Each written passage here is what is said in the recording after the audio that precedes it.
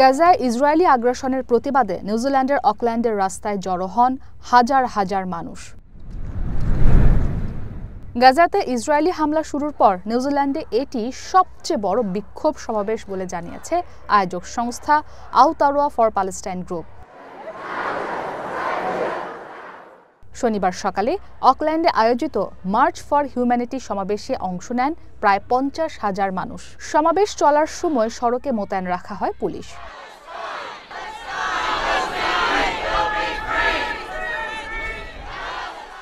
এদিকে নিউজিল্যান্ডের পাশাপাশি বিক্ষোভ হয়েছে জর্ডানের রাজধানী আম্মানেও। গাজার প্রতি সংহতি জানিয়ে প্রতিবাদে অংশ নেন দেশটির সাধারণ নাগরিকরা।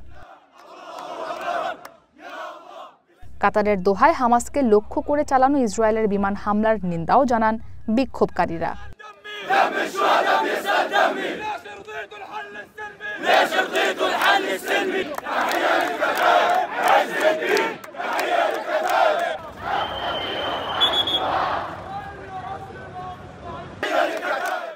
ইসরাত মুক্তি, ওয়ান ইন্টারন্যাশনাল ডেস্ক।